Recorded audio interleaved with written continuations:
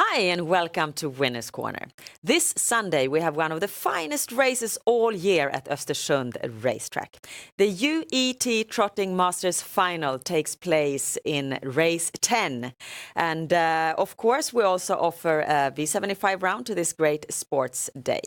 What one could have expected though, maybe Harry, is a few more international guests in this fine race, even though I have to say that, of course, Ridley Express, Propulsion and Cyberlane are three of the best horses in the world. But what do you think?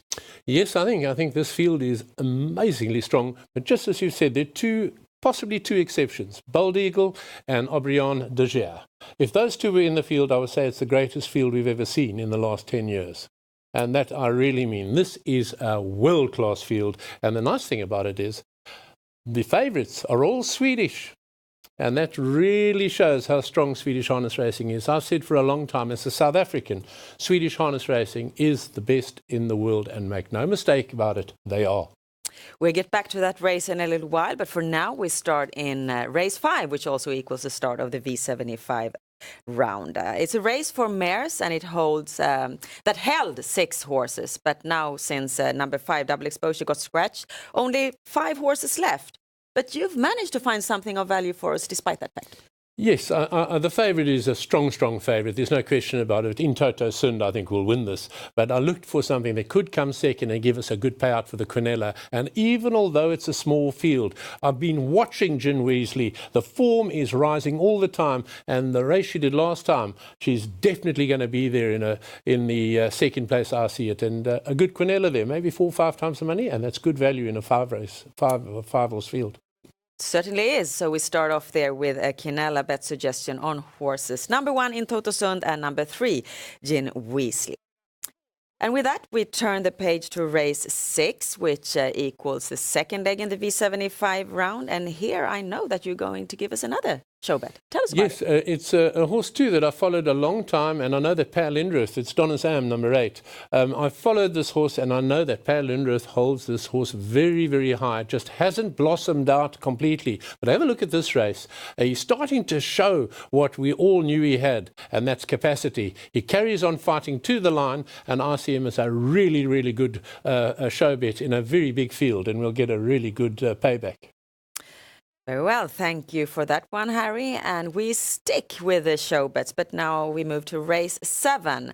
And it's a sprint race over 1,640 meters. And number 3, Com Milton, seems to become the favorite. But as I mentioned, you have another show bet for us. I'm going to use the pun. I hope you don't think I'm flogging a dead horse. But I've gone for Chapter India 2 times in a row now, both times finished in the placings when I thought she would win. But I really feel it's got a really good chance again now to take a show in a little stronger field, but certainly might give a reasonable payout for the show. I'm not scared. Why I'm going for the show is I feel it's always safer to go for something that you know that you're going to get at least something to win back. And in my case, I believe I've been pretty good at show bets, and so that's why I've given you a bit of a show this time.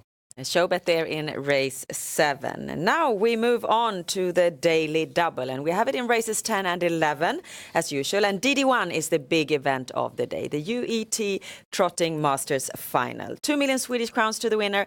Ridley Express is the big favorite, despite the fact that he got beaten in his last 2 races and by Propulsion when they last met. But he's your winner here. Definitely.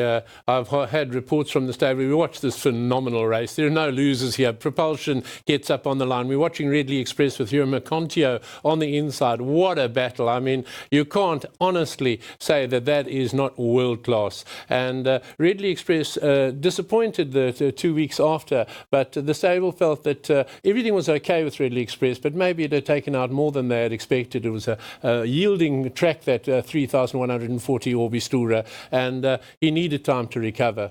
He's ready now. He's chomping at the bit. As I say, I have good connections with owners in the stable, and Ridley Express tomorrow is my bet.